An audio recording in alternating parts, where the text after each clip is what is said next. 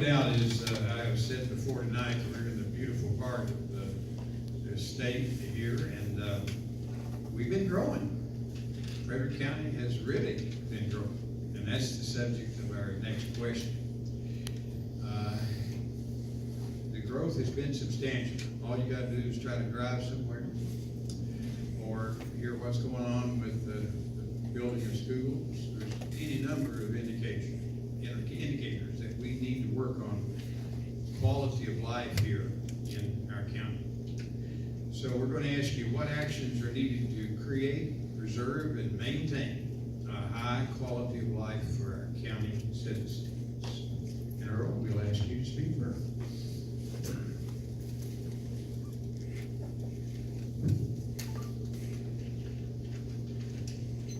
Well, I think it goes back to being able to bring in companies that will be able to pay the salaries that would allow us to be comfortable in life. I think, again, we have to give the students the opportunities and the skills that they need so that they will qualify for the jobs. The STEM type programs, the math, technology, engineering, and science is usually where the higher paying jobs are. So if we can make sure that we train all the students, or at least give them that opportunity, then they'll be able to step forward and be able to qualify for those jobs. That will allow them to have a higher quality, higher standard of life. Thank you very much.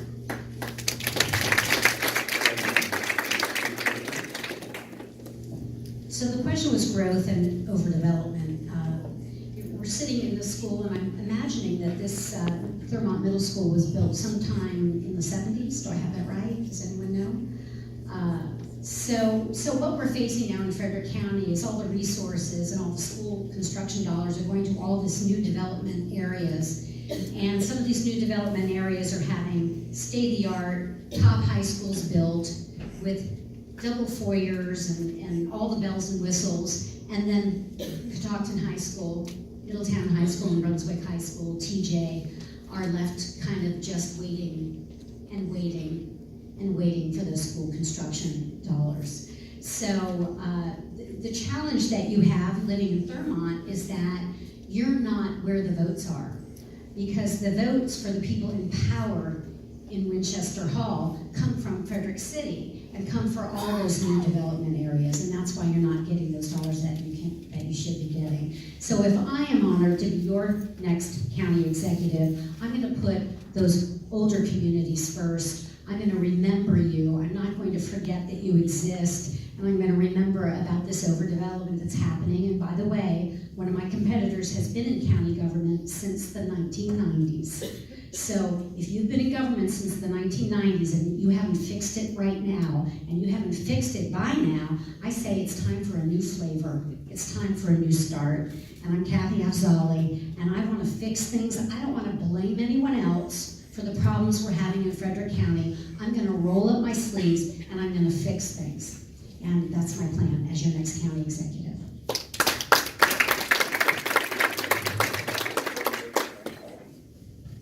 Thank you. Growth is a big issue in Frederick County, particularly residential development. Now, during the term of the prior administration, during the last 2 years, they rezoned enough land, mostly in and around the city of Frederick, Newmarket, Urbana, for 14,400 homes. And they locked those down with developers' rights and responsibilities agreements. And most of these agreements were financially detrimental to Frederick County. So those agreements are there. That development is approved. So since I have been the county executive, we've not approved any new housing in Frederick County with the exception of senior housing in Urbana. And we really don't need to add any new housing anytime soon, except for maybe senior housing or some affordable housing projects. So my focus has been on jobs so that we have more jobs here so more people can live and work here. And that's really what we have set out to do. We've also increased our investment in agricultural preservation because making sure we preserve land before it gets even more expensive is important. What we do outside of our growth areas is just as important as what we do inside them. We have increased the funding to ag preservation by 25%, and we're committed to do more in the future. We've preserved over 60,000 acres of farmland, and we look to go to 100,000. I've put an end to these bad developer agreements. I put an end to taxpayer giveaways. We have one residential project where the developer was given all the property taxes for 30 years. We don't get any property taxes from that until 2043. And we put together a plan for the future called Livable Frederick, which I think sets out a good master plan for managing growth into the future. So we have people who complain about the growth that are running for office, say they'll fix it, but they never say how.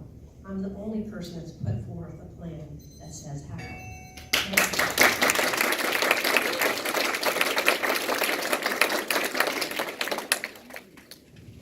As I mentioned before, 2 weeks ago, we had the county council candidates here, both District 5 and all of those at large. And we started asking them a question about something we call the trolley train. And the variety of answers that came back was incredible. Some people were riding the trolley. We were getting the trolley back. We just had a lot of confusion about our trolley trail. So I want to try to clarify tonight that many years ago there was a trolley that ran along through here, including from Frederick and over to Hagerstown. And eventually it got bypassed by other modes of transportation and kind of abandoned. And about 10 years ago, I think it was, or 11, the Lions Club said, we need to take advantage of this trolley trail that existed here. It's deteriorated, it's in bad shape. We need to fix it up. So the Lions Club got busy and put in a good deal of money, got a lot of help from the town, a lot of help from the community, volunteers and so forth. And the Lions Club turned it into a beautiful walking path, biking path, and so on. It's about a mile long, and we really had a lot of hard work. Three bridges, right, Paul? So we did quite a bit of work on it. Actually, 4. 4 bridges, okay. So that's what it is. It's about a mile long, and we restored it. And then our town commissioners decided, well, we can improve that even more. And now it's blacktop.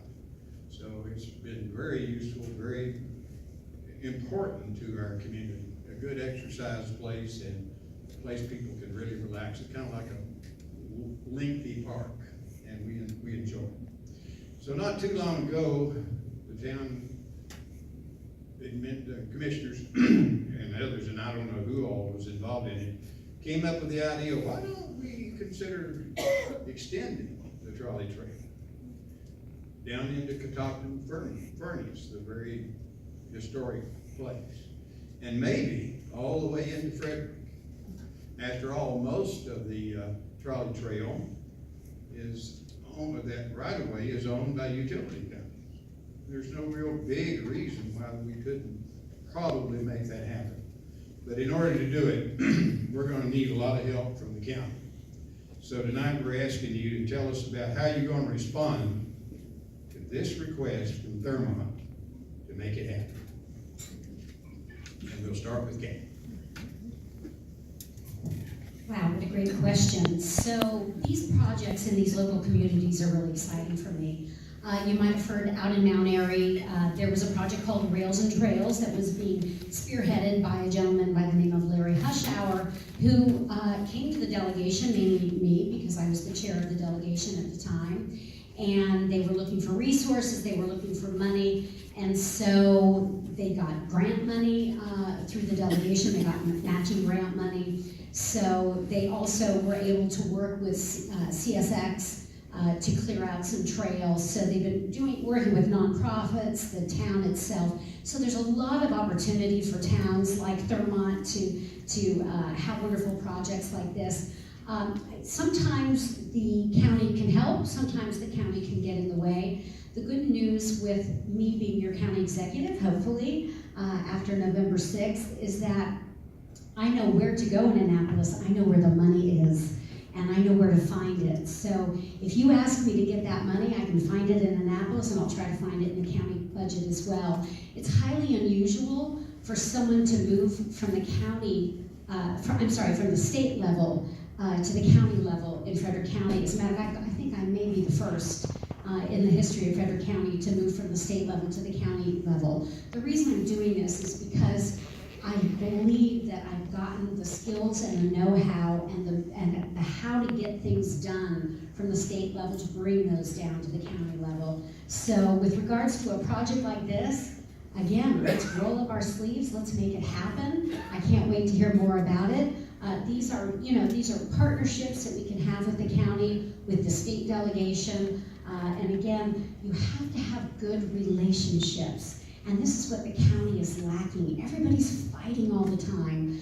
Jamie Raska was here, I just mentioned to you. Jamie and I are good friends. We used to get along great in Annapolis. We have to build those alliances with people. Stop bickering and let's get things done.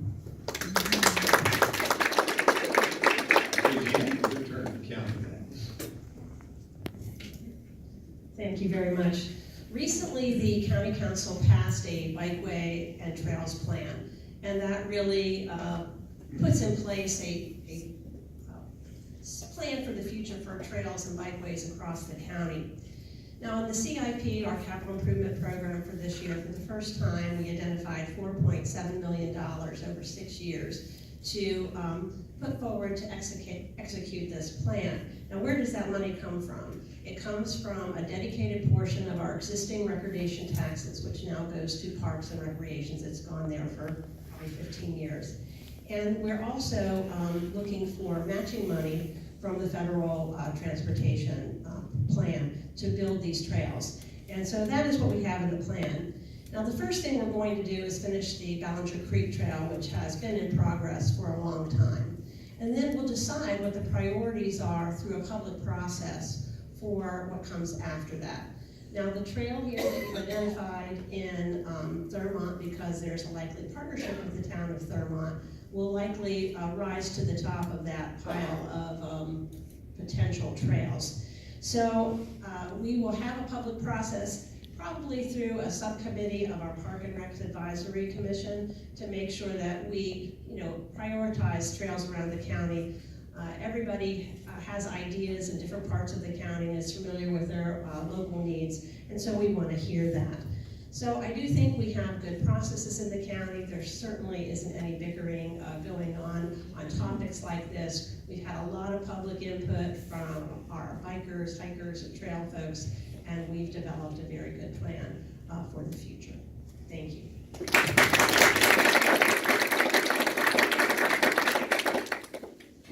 Earl, speak to us about our trolley trail. I would support your trolley trail. My wife walks more than what I do, but I think she can drag me along too. Put myself in shape. It's certainly something that I think, as a county executive, I would put in the budget. But I would also, there are also other ways if we were in a time of constraints as far as money is concerned. Certainly, we could look for state and potential federal grants. I do think you said that there are some easements already in place.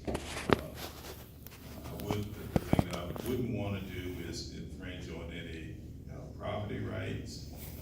But if it would involve any private property, then I think we should make sure that those folks will be properly compensated if we use their property. And finally, I think here's a place where we can do some negotiating with developers if they are putting in projects at the time. Then that's a good time to negotiate with them to help with the process. So there are many ways that we can make this